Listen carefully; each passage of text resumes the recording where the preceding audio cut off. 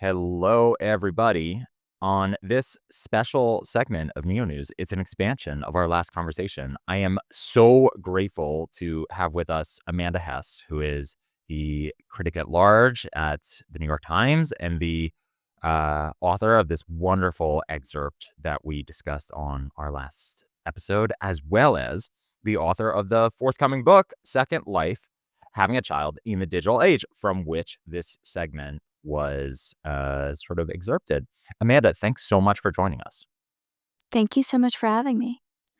And, Amanda, we kind of went through the details as you wrote it in the essay that ran in the Times Magazine. How do you recap it in your own words? What is the lived experience of the sort of emotional roller coaster that you found yourself on with this your son? Yeah, I feel like I was so naive about pregnancy in general, and what could possibly happen in one. But I had, what seems like a normal pregnancy until I was like 7 months pregnant, and then I had an ultrasound. There was like a little marker in my blood that my doctors suggested to my doctors that they wanted to keep an eye on my placenta. And so I was getting an ultrasound for them to check that, like, not to check the baby's anatomy. But when I was there on the table, um, I don't know if it was the technician or the doctor saw something unusual. And eventually, like, I realized that the exam was lasting for a really long time, like longer than it should, which is kind of like,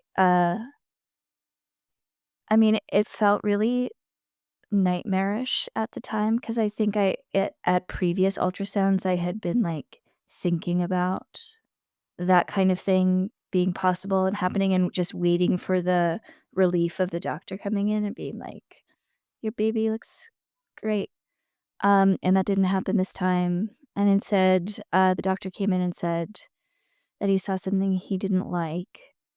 And he explained that my son's tongue was sticking out, for, like, much of the exam, which is unusual, and then he said a bunch of, like, it sounded like gibberish to me, um, but what he said was that he thought that my son might have Beckwith-Wiedemann syndrome, and all I really heard was syndrome, which at the time was a very scary word to me. Um and then, the next 4 weeks, I was on this kind of diagnostic journey, um, and at the end, we realized that my son did, in fact, have Beckwith-Wiedemann syndrome, and by the end of that 4 weeks, like, I was so relieved to get that diagnosis, and I'm really grateful that it was diagnosed when I was pregnant. Instead of, I know so many families now who are, like, struggling to get their kids diagnosed. They're not diagnosed until much later, so I'm really happy about that. But that the 4 weeks before was really, tough, and, my book is about how digital technologies influence parents. And so I'm talking a little bit about the ultrasound and that experience of the ultrasound, but also just this experience that for me came later, which was I immediately start Googling all of these things that the doctor is telling me. And so, And I and that the became, doctor is telling you, "Don't Google these things." yeah, he said, don't Google it. And I was like, yeah, right. I'm definitely going to Google it. And it's not like I wish I hadn't. Like, I don't see a version of me that wasn't gonna Google it.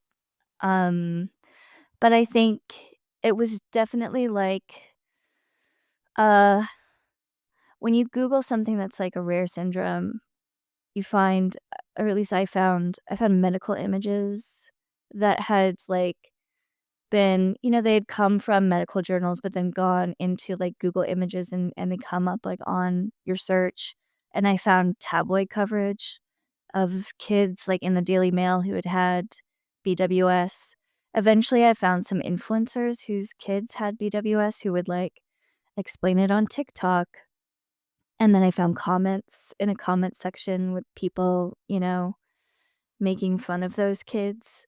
Um And it's just so that experience is so radically removed from, like, the experience of, like, my son's actual life.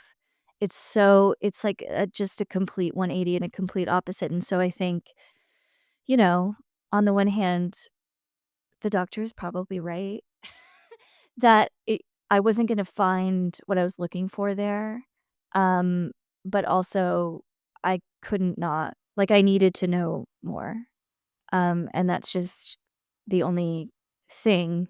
Like, my phone was the only thing that was available to me at the time. Yeah, yeah, and so much I wanna unpack there. Obviously, I think you're an inquisitive mind as a journalist, but I think there are probably lots of people who would have that same reflex of just wanting to know more, especially when there's a paucity of information, you know, provided, which is something I wanna get into. But before we go there, I just wanna get back to first principles here for a second. I mean, you have written, about so many different things. I've read your work covering so many different things that I had no idea about over many, many years. You have covered pregnancy before. On November 18th, you wrote an article about millennial pregnancies with Demi Moore and Rihanna and some other people. When you say that you were so naive about what, pregnancy would hold, how would you describe that to doctors who, when we think about people having a child, there seems to be some understanding that they are prepared or that there is an understanding. Like, how do you describe the level of information vacuum that you feel in that moment? I know. I mean, I actually feel like I had a lot of information, but I didn't necessarily have a good understanding of how all of that information fit together. Like, I had great prenatal care. Um, my doctor offered me a bunch of, like, genetic tests in the months before this was discovered, and I took most of them. Um, and, like, I had, like, pregnancy books and an app that I was using, but I also just had this sense that was like, because everything I seemed to have so much information and everything seemed advanced, I think I had this feeling like the medical system or my doctors were, like, psychic. Like, they could, like, see into my womb and know exactly what was going on with it, and it wasn't until, late in my pregnancy that I realized that it wasn't the case. And I think I also had this assumption that, like, I had this idea that after I took all of the prenatal tests that were offered to me at various stages, then it's like nothing else could be found. You know what I mean? Which, like, of course, like, nobody ever said that to me. But I think, and maybe it was like wishful thinking. Like, I, that's like how I experienced just, like, the procession of, like, information revelation or whatever. And now I know that that's, like, a completely unreasonable thing to expect, from doctors, but I also know that, like, the level of information that even doctors um, can try to get, like, through tests is, like, expanding.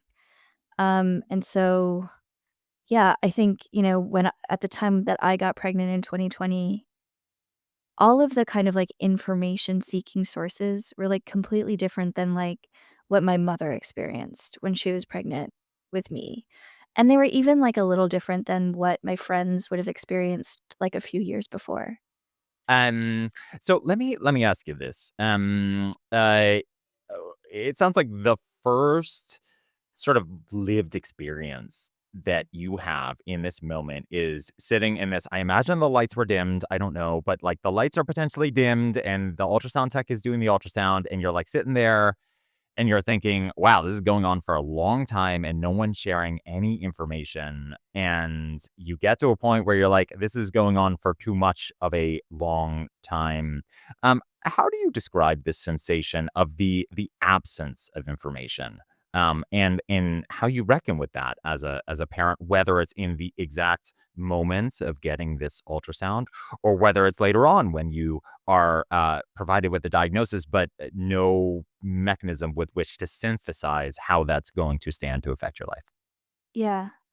I mean, this I don't know if this is helpful as, this is not practical advice, but it's almost as if, information and the lack of information took on, um, a, uh, a paranoid cast for me, where when I was laying down there, of course, I wanted to know what was going on, but I also had this, superstition that if the information was just never if I never asked, if I didn't, like, vocalize that I knew that something was wrong, that, at least, for this moment on the table, I could just, pretend that nothing was wrong, even though I knew, um, that it seemed unusual.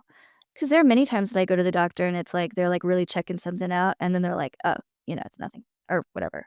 And so I was like, "If I just don't open my mouth, um, then maybe it will be nothing and no one will ever say anything to me and it will be completely fine." And I think, when you reached out to me and wanted to talk, I it really made me reflect on how my doctors communicated with me and what they said and um whether there was any way for that to be improved. And first of all, I think my doctors did such a good job in so many respects. And also, the main thing that I kept thinking was, I was not a rational actor at that time. I was having this seems very silly to me now because, I have my beautiful son, um, but at the time, it was, like it was nightmarish. It was, a very, very low moment. It was, the worst moment, that I could remember. Just waiting there and then getting the information, not knowing what the syndrome was, just this, vague sense that it was rare and, thinking that rare equaled bad, you know? All of these associations that are just, coming from nowhere, coming from things that I've absorbed over my lifetime. And this doctor who, it's he's not, my therapist. It's his job to, do all of the very specific things that he does. Like, us meeting at that moment is so tense because it's, me, like, just the most upset I've ever been, and then my doctor who's, it's just really his job to, figure out what's going on in there and not, necessarily treat, what's going on up here, Is but it? Is it? it was But rough. I mean, let me ask about that. I mean, there's lots of discussion about what the actual role of doctors will be in the future with AI, which I know you've written a lot about. I mean, it seems like interpreting the scan is maybe, for now at least, part of the doctor's mandate. But I wonder, as you've thought about it, or as you communicate with the neonatologists who listen to this podcast, whether you think there is room to also not just share information, but synthesize information, and not just synthesize information, but synthesize information specifically in a way for the patient in front of you and what they need. Yeah, I mean, I think, in an ideal world, and maybe that's a world where our medical system is not constructed the way that it is and funded the way that it is and insured the way that it is. But, it definitely seemed you know, I there was a lot of there were a lot of times when I was, passed on to the next person who would fulfill the role that I needed, and in this case, it was, a genetic counselor, who called me the next day. So it was really that night where I was just I needed Google to fill, um, the role for me because there was no one I hired a doula who was so she was so amazing just as, a sounding board of someone, to talk to throughout my pregnancy, but, she had never, like, experienced a birth like that, Yeah. and so it was really there was only one place that I could, like, ask. But what I really wanted was just, like, for someone or something to, like, talk to me about this thing Yeah. that I couldn't stop thinking about. And then the next day when I spoke with the genetic counselor, like, I don't know how common this is.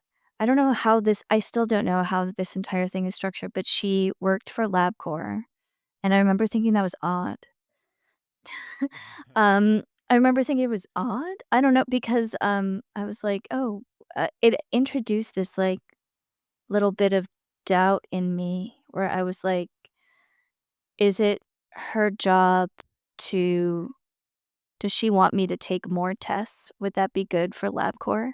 Yeah, LabCorp, You the know? multi-billion-dollar company that runs a lot of tests and makes, one of the highest profit line items it has is genetic tests, that LabCorp. Yeah. And so I felt and I never, I knew, like, her first name. I never saw her. We just talked over the phone. And I think she also, like, did her job really capably for what her job was. But yeah, it was like leaving the doctor's office and then entering this kind of, like, dehumanized system was hard. And I think the accumulation of all of these things, like, on the one hand, like, one of the things that I've struggled with the most in, like, raising a kid who has some medical complexities is that from my pregnancy, I have my own just, like, anxiety of medical situations, like, in hospitals that I'm trying not to project onto him. But he has something that, like, requires him to have, like, belly ultrasounds, which is, like, exactly the kind of thing that I had in my pregnancy, and so it's like it's almost like I'm watching this, like, little version of myself or whatever. Um, and I just think, like, the accumulation of all of these things affected the way that I thought about my child's the condition that he was eventually diagnosed with.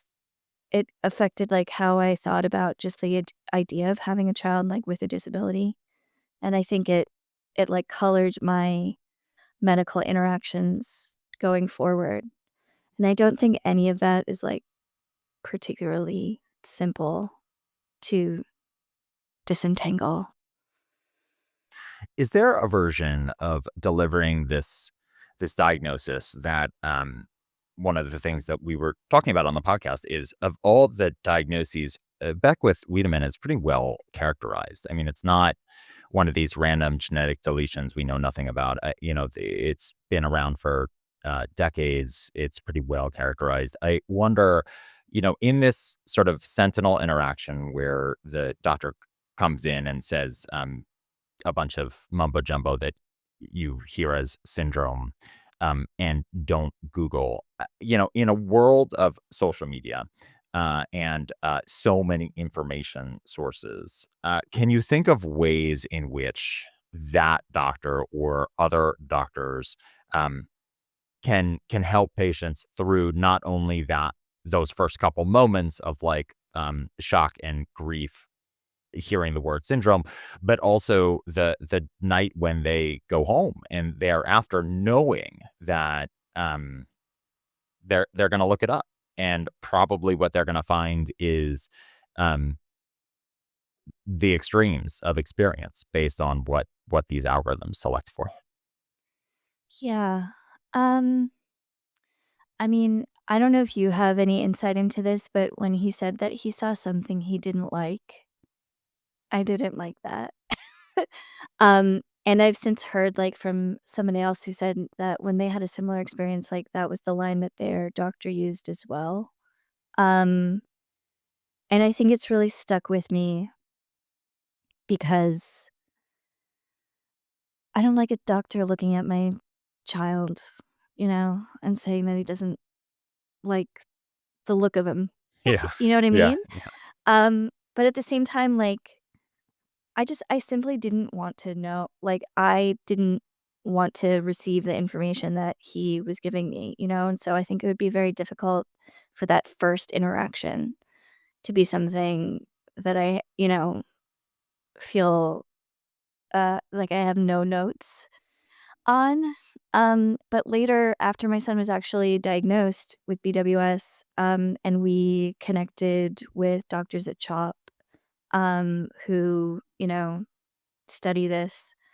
Um, there we did, Dr. Jennifer Kalish, who, like, manages much of my son's care there, she was really specific with us about what we might find on the internet and, like, wanted to reassure us that some of those things were not true, and that some of the images are, like, even in the it's not just that it's, like, the most extreme manifestation, but it's, like, when you have a child who's, like, photographed in a medical setting, it's often like, "Okay, so your big tongue, like, we wanna see your tongue stuck out as far as you can stick out your tongue," like, as opposed to, like, just, like, a smiling picture of, like, the kid or whatever. And so I think she, from working with so many families, like, knew the kinds of things that people were seeing and wanted to, like, reassure us, that and, like, knew that people were gonna be looking and wanted to reassure us that it was not all just, like, a preview of what our son's life was gonna be like.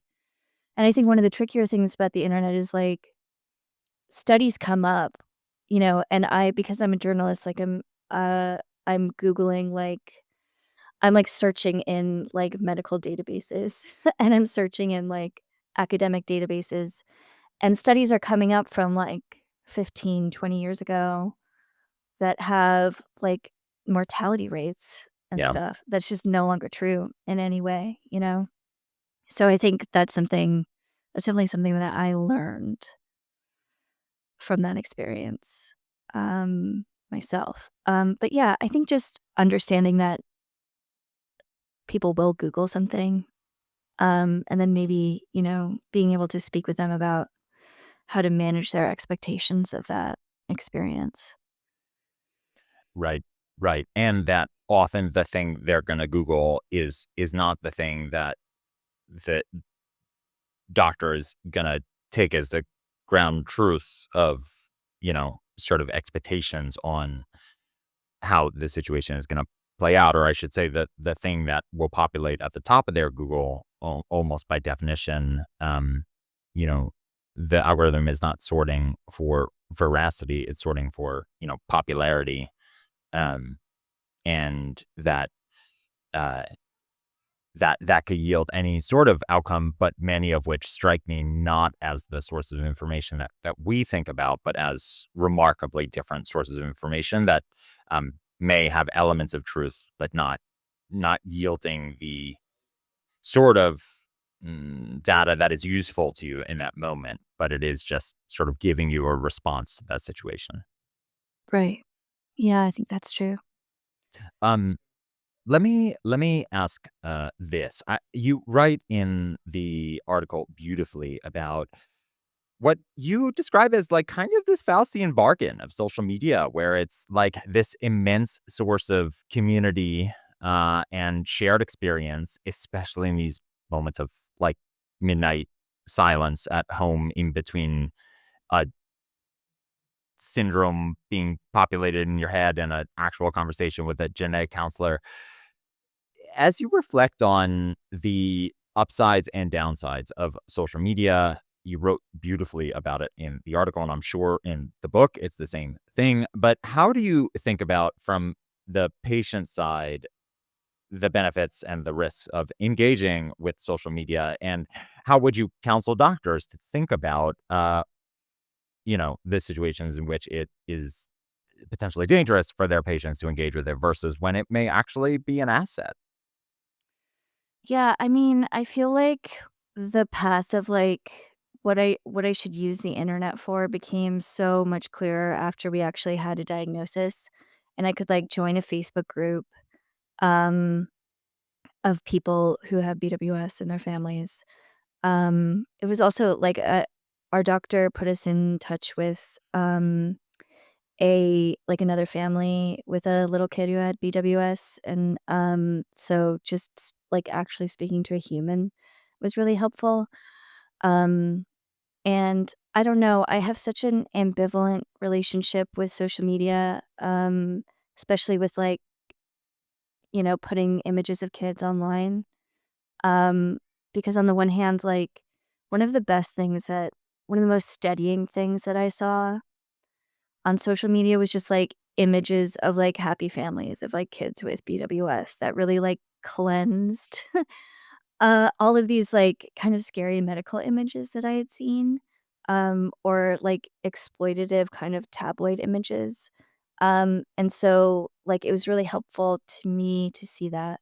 But at the same time, like, because, like, it's just my kid, like, did not necessarily I wouldn't necessarily see a kid who looked just like my kid in, like, a Baby Gap ad or whatever.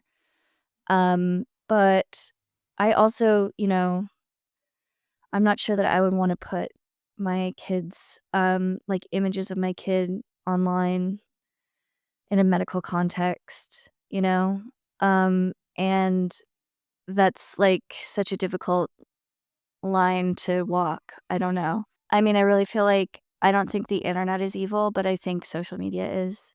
And so it's hard to operate, like, in a really positive way in a system that's, like, set up to, like, make people feel bad about themselves or to scare people or whatever, to just keep them kind of engaged. And I think, I ended up talking with some parents for my book who, like, post stuff about their kids online, and they described a real shift between when they started, like, blogging, like, writing blog posts and then getting, a following of people who were, like, just interested in BWS because, like, their kids had it or somebody else in their family had it or they themselves had it, and then moving to social media like TikTok, where suddenly their, potential audience was, like, millions of people who had never heard of BWS and were just there to sort of, like,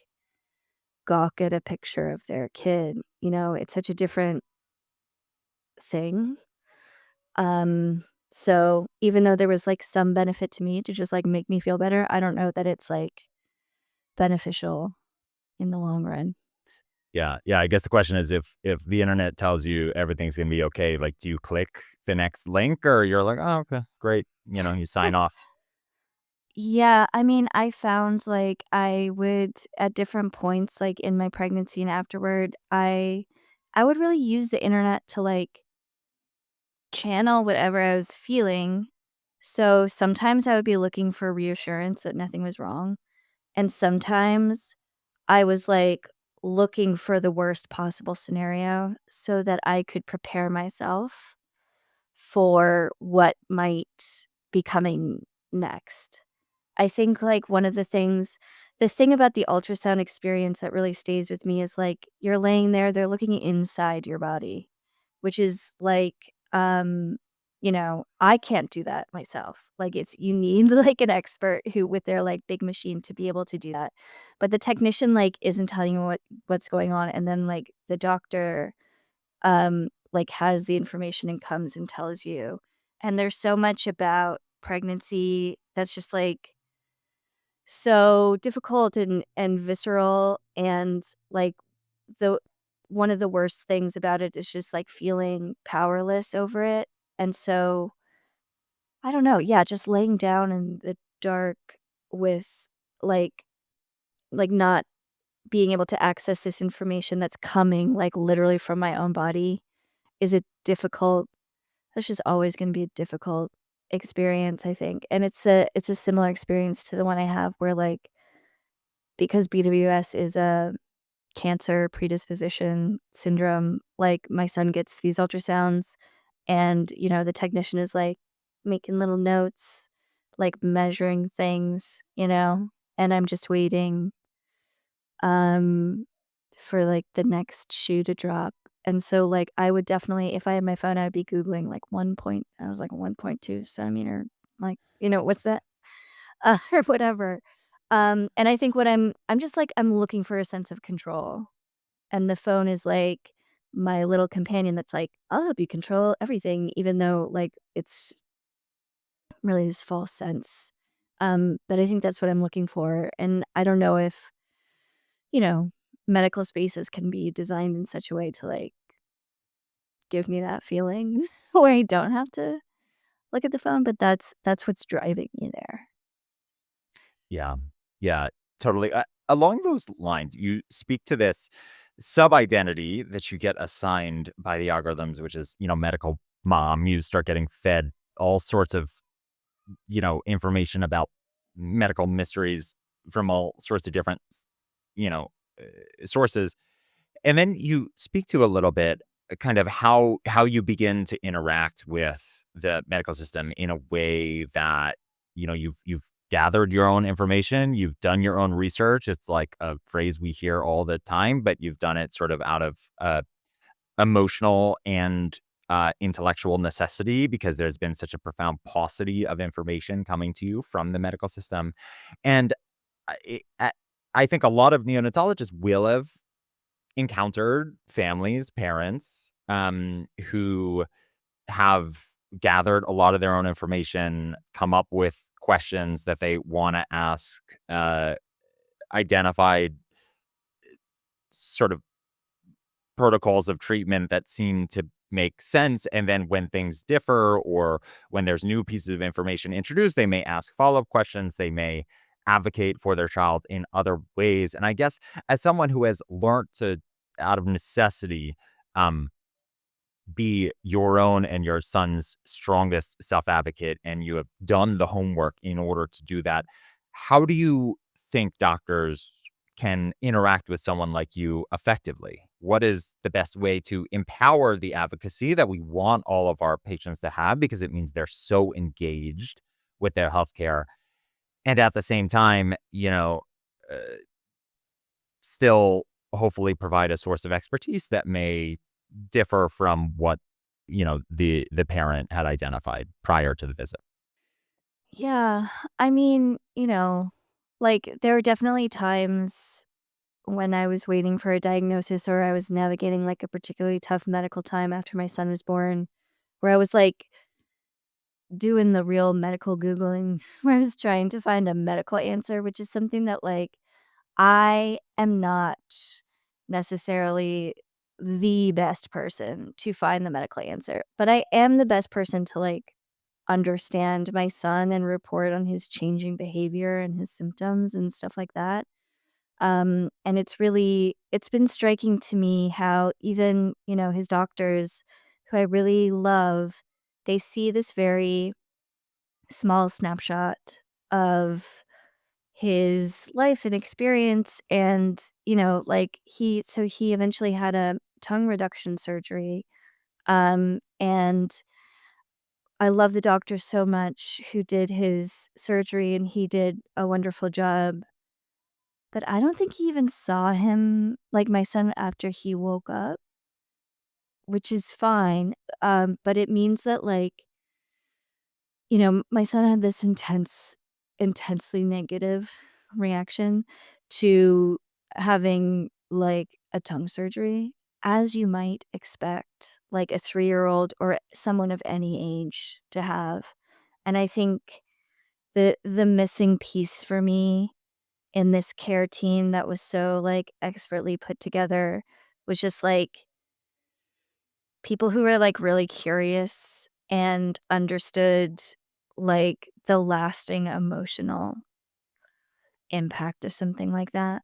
Um, I remember, like, in the hospital after his surgery, um, just me being really confused as to whether he was in, like, intense pain because he would, like, not stop screaming. And, um, the nurse kept saying, "It's just the anesthesia leaving the body," which I'm sure was part of it. But then it didn't stop. Like, we went home, and it was a very big deal. I think there's an emotional piece that is maybe missing sometimes.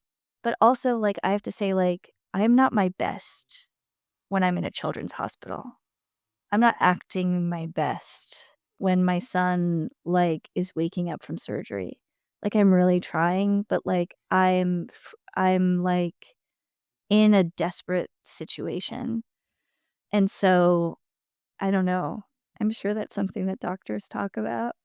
Um, but it's not as if, like, I'm bringing my A game necessarily to the relationship every time I show up at that hospital. Like, if he's having a checkup, then yes. But some of the more intense medical things, where I'm just like I feel like I'm his exoskeleton in the hospital, and I'm, like, moving him around and holding him and trying to, like, decide what he needs and doesn't need, like, and inside I'm flipping out. And so, I it's a very tense situation. Um, and I feel like I don't feel like I'm coming from a place where I tell other people how to interact with me better when, like, like, it's a rough thing for me to even do. Um, and I've gotten, like, a little bit better at it over time, but at first it was, like, really shocking to have a child, to be the person who is, like, legally and medically responsible for that child to, like, have a surgery or have any other kind of, like, medical whatever. It was all very, very new and hard, and I think, I don't know, I think my doctors there's some things that, like, just can't be resolved because it's like it sucks and it's bad. Like, it sucks to watch your kid have that happen to them, you know? Um, but I do remember, like, after the surgery, having this sense, like, the doctors maybe didn't understand the deepness of his emotional reaction because they're just not seeing kids in that situation, like, for as long period of time as, like, a family is, like, after Yeah. they go home and whatever. Yeah, and certainly the family is the expert on the experience of illness, even if the doctors know more about the biological details of illness. Along the lines of sort of, reckoning with a diagnosis or with an illness over the long term, you described beautifully in the article the experience of going home. And dealing with your future little devil. I want to read this segment because it sort of touched me so profoundly. You say in the excerpt, the day we brought him home from the hospital, a technician trudged up the stairs to our apartment and dropped off a device the size of a rolling suitcase. It would pump oxygen into his nose via the prongs of an itty bitty cannula. We wheeled it into our bedroom and parked it next to his bassinet. A few hours earlier, our son was monitored continuously by a team of pediatric nurses. Now, it was just us and the machine. Its hulking body challenged us from the corner of the room. In the coming months, Mark and I would acquire a mastery over his care. There were dials to turn, special bottle nipples to source, squares of medical tape to press onto his red cheeks. I learned to place my hand in front of the cannula to confirm that its whisper of oxygen flowed as expected, and to snake the oxygen tube down his onesie to prevent it from tangling around his neck. This was all exhausting and foreign until it became exhausting and familiar. I love that segment. Amanda, you know, how in the world do you describe the experience of going home, even when you have all the durable medical equipment that you need? How do you describe the experience of going home to care for a child with medical complexity? And in that moment, or in preparation for that moment of when you finally graduate from the NICU, as we affectionately call it, is there anything that you feel like the doctors could have done to prepare you for that or to support you through certainly the early days of exhaustingness and foreignness before it becomes familiar? Um, for me, the toughest part of having my kid in the NICU was that I had a C-section, and it was hard to get there. I was, like, recovering. across, a New York City block away in this hospital from where my son was. It was also everything was extra difficult because this was 2020, and so my husband and I could not be in the NICU at the same time. We were, like, taking turns, and so I think, um, if there had been a place, a way for me to be closer to him, I think that would have been helpful for me to just, like, have more time to observe his care when, like, um, this is, like, a very blurry time when I'm, like, trying to pump breast milk that can be, like, fed to my son. Um, so that was a difficulty for me. Um But again, it's like, I don't know. I was in a situation where it's like a few weeks earlier, if you had told me that my son was gonna have an extra large tongue and I would have to like hook an oxygen machine up to him when he slept, I'd be like, what? Like, literally, what are you talking about? Like, it was so outside of my realm of understanding. I think what I really needed in my life, like before pregnancy, before the NICU, before I came home, was just like a greater, like, acceptance and respect for, like, human difference and disability, and not this, like there's so many parts of, like, the pregnancy internet or, like, just the whole complex, like, the books that really just, in subtle and not subtle ways, reinforces this idea of, like, the prized, like, normal pregnancy and the prized normal baby. And I know that a lot of pregnancies are perfectly normal, and I don't wanna freak anyone out unnecessarily, but I think just, like, if I had, like if I were more comfortable with all of that stuff, and this is, like, you know, a thing that I I feel like I personally was really just lacking in my experience in education. Um, that would have been more helpful. That would have been helpful to me, and I think that's hard, like, that's something that, that's a big social change, I think, in order to, like, make that something that's widespread. But yeah, I don't know. I also think, like, one thing I didn't understand is that, I describe in that piece, like, the difference between going from this, like, continuous monitoring, like, all these beeps and things hooked up to him, and then home where there was none of that and it was just me. Um, and I think the thing that I understood later was that all of the things that he was hooked up to were not, like, strictly necessary on an emergency basis, like, in the NICU or the PICU. Like, it wasn't like 1 minute he needed all of this stuff, and the next minute he didn't need any of it. It's more like, there's, like, a protocol of, like, things that go along with, like, monitoring a baby in the NICU or whatever. And maybe, like, what I would have, benefited from was just, like, an explanation of, like, what they were taking him off of and why he, like, didn't need it anymore or whatever. And again, like, maybe that's something that I missed because I was, like, myself recovering from surgery. I don't know.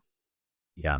Yeah. Well, it sounds like there is such a spectrum of, manifestation of even a single syndrome. And certainly um there's such a wide horizon of life ahead of somebody, even with some phenotypic anatomical differences, that, maybe there is a balance between, a diagnosis and hope that I think is less irresponsible than sometimes we think it could be to provide, hope for normalcy or a variance of normalcy. Um, which I think hope is a lovely way to finish this conversation. I also know that dessert must be served urgently. Yeah, 5 minutes ago, dessert for needed to be sure. served. Amanda Hess, the article is called My Son Has a Rare Syndrome, So I Turned to the Internet. The book, which is now available on sale everywhere books are sold, is called Second Life: Having a Child in the Digital Age. Amanda Hess, thank you so much for joining us on the Incubator. Thank you so much. I really appreciate you taking the time to talk with me.